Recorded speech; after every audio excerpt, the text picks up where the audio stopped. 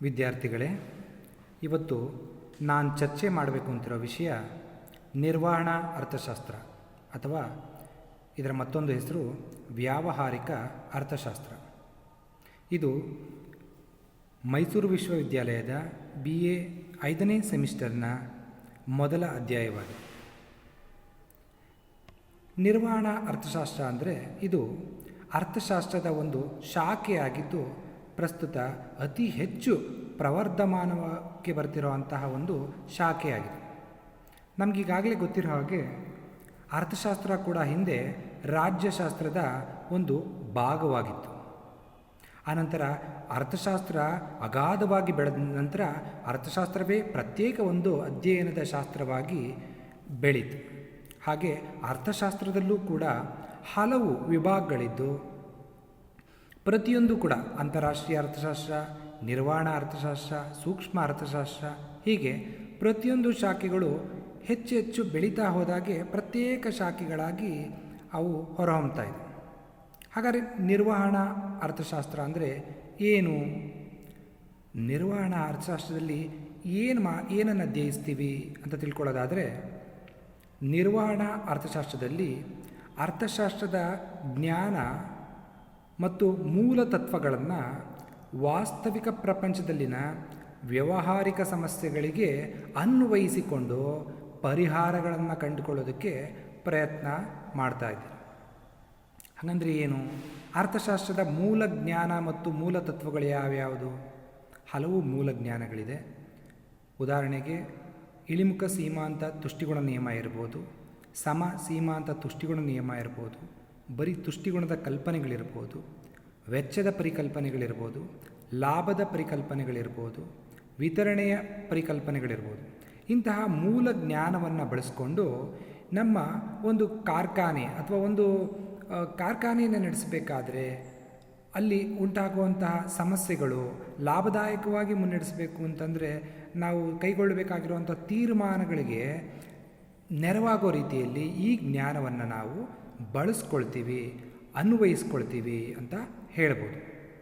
ಈ ನಿರ್ವಹಣಾ ಅರ್ಥಶಾಸ್ತ್ರವು ಈ ವ್ಯವಹಾರ ಬೆಳೀತಾ ಹೋದಂಗೆ ಇದು ವಿಶ್ವವ್ಯಾಪಿಯಾಗಿ ದೊಡ್ಡ ಹೆಮ್ಮರವಾಗಿ ಬೆಳೀತಾ ಇದೆ.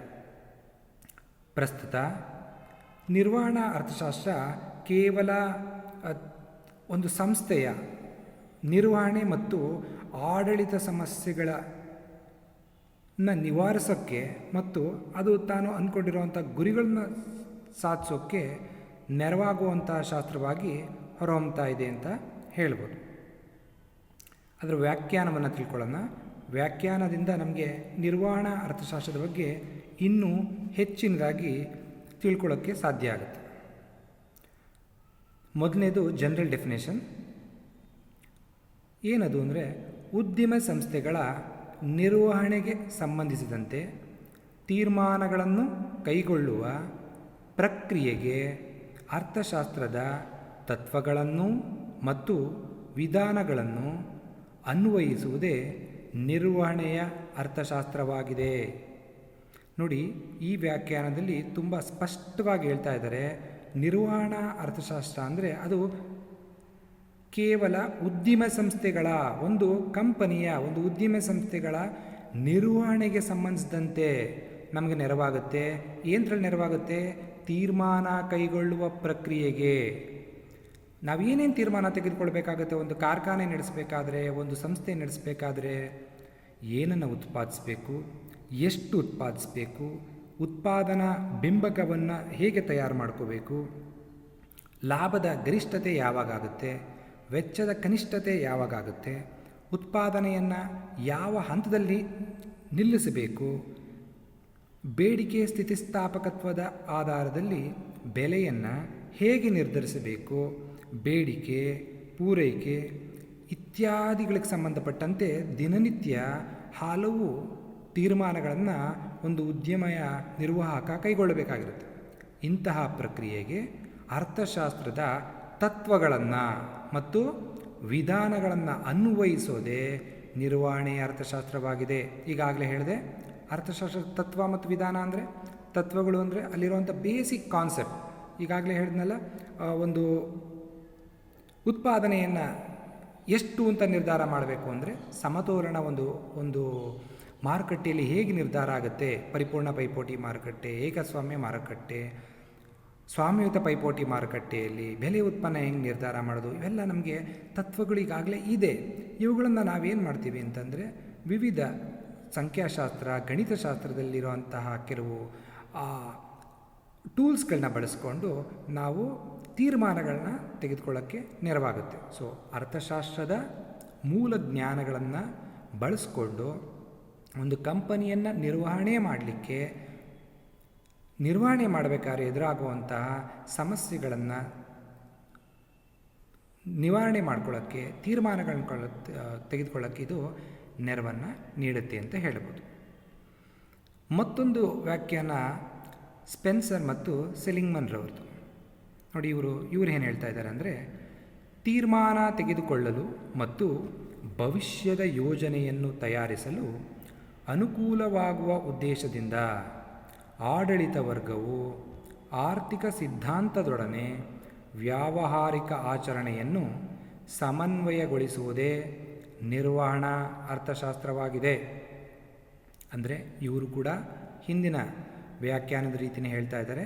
ಸೊ ಒಂದು ಉದ್ದಿಮೆ ಸಂಸ್ಥೆಯನ್ನು ನಡೆಸ್ಕೊಂಡು ಹೋಗಬೇಕಾದ್ರೆ ಯಾರು ತೀರ್ಮಾನ ತಗೊಳ್ಬೇಕಾಗುತ್ತೆ? ಆಡಳಿತ ವರ್ಗದವರು ತಮ್ಮ ಈ ಸಮಸ್ಯೆಗಳಿಗೆ ಅಥವಾ ದಿನನಿತ್ಯದ ತೀರ್ಮಾನಗಳನ್ನು ತೆಗೆದುಕೊಳ್ಬೇಕಾದ್ರೆ ಆರ್ಥಿಕ ಸಿದ್ಧಾಂತಗಳಲ್ಲಿರುವಂತಹ ಮೂಲ ತತ್ವಗಳನ್ನು, ಜ್ಞಾನವನ್ನು ಬಳಸ್ಕೊಂಡು ಅದನ್ನು ಏನು ಮಾಡ್ತಾರೆ? ವ್ಯಾವಹಾರಿಕ ಆಚರಣೆಯಾಗಿ ಅನ್ವಯಿಸ್ಕೊಳ್ತಾರೆ. ಅವೆರಡರ ಸಮನ್ವಯಗೊಳಿಸೋದೇ, ಆರ್ಥಿಕ ಸಿದ್ಧಾಂತದೊಡನೆ ವ್ಯಾವಹಾರಿಕ ಆಚರಣೆಗಳನ್ನು ಸಮನ್ವಯಗೊಳಿಸೋದೇ ನಿರ್ವಹಣಾ ಅರ್ಥಶಾಸ್ತ್ರ ಅಂತ ಹೇಳ್ತಾರೆ. ಇದ್ರ ಉದ್ದೇಶ ಏನು? ಒಂದು ಕಂಪನಿಯನ್ನು ನಡೆಸಬೇಕಾದ್ರೆ ಹಲವು ತೀರ್ಮಾನಗಳನ್ನು ಮತ್ತು ಭವಿಷ್ಯದ ಯೋಜನೆಯನ್ನು ತಯಾರಿಸಬೇಕಾಗತ್ತೆ. ಆ ಉದ್ದೇಶದಿಂದ ಆಡಳಿತ ವರ್ಗದವರು ಆರ್ಥಿಕ ಸಿದ್ಧಾಂತದೊಡನೆ ವ್ಯಾವಹಾರಿಕ ಆಚರಣೆಯನ್ನು ಸಮನ್ವಯಗೊಳಿಸ್ತಾರೆ. ಮತ್ತೊಂದು ಡೆಫಿನೇಷನ್ DC ಹೇಗ್ರವ್ರದ್ದು. ಇವರು ಕೂಡ ತುಂಬ ಸಿಂಪಲ್ ಆಗಿದೆ. ಉದ್ಯಮ ನಿರ್ಣಯಗಳನ್ನು ಕೈಗೊಳ್ಳುವಿಕೆಯ ಸಮಸ್ಯೆಗಳನ್ನು ಅರ್ಥ ಮಾಡಿಕೊಳ್ಳಲು, ಉದ್ಯಮ ನಿರ್ಣಯಗಳನ್ನು ಕೈಗೊಳ್ಳುವಿಕೆಯ ಸಮಸ್ಯೆಗಳನ್ನು ಅರ್ಥ ಮಾಡಿಕೊಳ್ಳಲು ಮತ್ತು ವಿಶ್ಲೇಷಿಸಲು ಪ್ರಯತ್ನಿಸುವ ಮೂಲಭೂತ ಶೈಕ್ಷಣಿಕ ವಿಧಾನವೇ ನಿರ್ವಹಣಾ ಅರ್ಥಶಾಸ್ತ್ರವಾಗಿದೆ. ಅಂದರೆ ಉದ್ಯಮದ ನಿರ್ಣಯಗಳನ್ನು ನಾವು ಕೈಗೊಳ್ಳಬೇಕು ಅಂದರೆ, ಈಗಾಗಲೇ ಹೇಳಿದ್ದೀನಿ ಏನೇನು ನಿರ್ಣಯ ಕೈಗೊಳ್ಳಬೇಕಾಗುತ್ತೆ ಅಂತ. ಎಷ್ಟು ಉತ್ಪಾದನೆ ಮಾಡಬೇಕು, ಏನು ಉತ್ಪಾದನೆ ಮಾಡಬೇಕು, ಪೂರೈಕೆ ಎಷ್ಟು ಮಾಡಬೇಕು, ಬೇಡಿಕೆ ಎಷ್ಟಿದೆ, ಇವೆಲ್ಲದಕ್ಕೆ ಸಂಬಂಧಪಟ್ಟಂತೆ ಈಗಾಗಲೇ ಅರ್ಥಶಾಸ್ತ್ರದಲ್ಲಿರುವಂಥ ಬೇಡಿಕೆಯ ಬಿಂಬಕ, ಪೂರೈಕೆಯ ಬಿಂಬಕ, ಇವುಗಳ ನೆರವನ್ನು ಪಡೆದುಕೊಂಡು ನಾನೇನು ಮಾಡ್ಬೋದು? ಉದ್ಯಮ ನಿರ್ಣಯಗಳನ್ನು ಕೈಗೊಳ್ಬೋದು. ಇದನ್ನೇ ಅವರು ಹೇಳಿದ್ದಾರೆ. ಉದ್ಯಮ ನಿರ್ಣಯಗಳನ್ನು ಕೈಗೊಳ್ಳುವಿಕೆಯ ಸಮಸ್ಯೆಗಳನ್ನು ಅರ್ಥ ಮಾಡಿಕೊಳ್ಳಲು ಮತ್ತು ವಿಶ್ಲೇಷಿಸಲು ಪ್ರಯತ್ನಿಸುವ ಮೂಲಭೂತ ಶೈಕ್ಷಣಿಕ ವಿಷಯವೇ ನಿರ್ವಹಣಾ ಅರ್ಥಶಾಸ್ತ್ರ ಅಂತ ಹೇಳಿದೆ. ಸೊ ಮೇಲಿನ ಎಲ್ಲ ವ್ಯಾಖ್ಯಾನಗಳು ಒಂದು ಕಂಪನಿಯನ್ನು ನಡೆಸಬೇಕಾದ್ರೆ, ಒಂದು ಉದ್ಯಮ ಸಂಸ್ಥೆಯನ್ನು ನಡೆಸಬೇಕಾದ್ರೆ ನಾವು ಕೈಗೊಳ್ಳಬೇಕಾದಂತಹ ನಿರ್ಧಾರಗಳನ್ನು ತೆಗೆದುಕೊಳ್ಳೋದಕ್ಕೆ ಜ್ಞಾನವನ್ನು ಅರ್ಥಶಾಸ್ತ್ರದ ಮೂಲ ತತ್ವಗಳಿಂದ ನೀಡ್ತಾ ಇದೆ. ಭವಿಷ್ಯದ ಯೋಜನೆಗಳನ್ನ ಇದು ತಯಾರು ಮಾಡೋಕ್ಕೆ ನೆರವಾಗ್ತಾ ಇದೆ. ಸೊ ಒಟ್ಟಾರೆಯಾಗಿ ಹೇಳಬೇಕು ಅಂದರೆ ನಿರ್ವಹಣಾ ಅರ್ಥಶಾಸ್ತ್ರ ಅಂದರೆ ನೀವಿಷ್ಟು ಅರ್ಥ ಮಾಡ್ಕೋಬೋದು. ಕಾರ್ಖಾನೆಗಳ ಮಟ್ಟದ ಒಂದು ಸಂಸ್ಥೆ ಅಥವಾ ಕಾರ್ಖಾನೆ, ಉತ್ಪಾದನೆ ಮಾಡುವಂಥ ಒಂದು ಕಾರ್ಖಾನೆಯ ಮಟ್ಟದ ಸಮಸ್ಯೆಗಳ ಅನ್ವಯಿಕ ನಿವಾರಣೆಯ ಅನ್ವಯಿಕ ಅರ್ಥಶಾಸ್ತ್ರವಾಗಿದೆ ಅಂತ ಹೇಳ್ಬೋದು. ಅಂದರೆ ನಿರ್ವಹಣಾ ಅರ್ಥಶಾಸ್ತ್ರ ಅಂದರೆ ಸಾಮಾನ್ಯವಾಗಿ ಒಂದು ಕಾರ್ಖಾನೆ ಮಟ್ಟದ ಸಮಸ್ಯೆಗಳು ಅವುಗಳ ನಿವಾರಣೆಗೆ ಸಂಬಂಧಪಟ್ಟಂತೆ ತೆಗೆದುಕೊಳ್ಳುವಂತಹ ಒಂದು ನಿರ್ಧಾರಗಳಿಗೆ ನೆರವಾಗುವಂಥ ಶಾಸ್ತ್ರ ಅಂತ ನಾವು ಹೇಳ್ಬೋದು.